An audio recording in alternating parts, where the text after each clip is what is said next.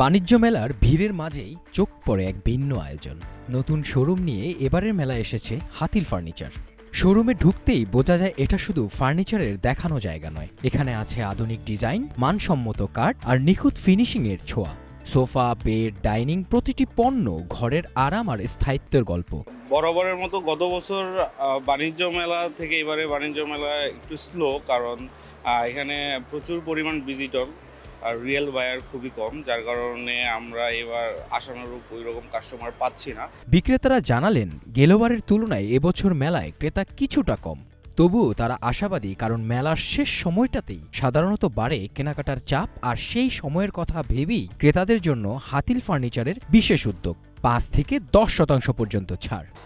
বরাবরের মতো হাতিল বাণিজ্য মেলা 5 to 10% ডিসকাউন্ট নিয়ে এসেছে। সাথে আমরা কিছু new arrival product, sofa, dining, bed, dinner wagon, recliner chair, এরকম অনেক প্রোডাক্ট আমরা বাণিজ্য মেলা উপলক্ষে আমরা নতুন ডিসপ্লে করেছি।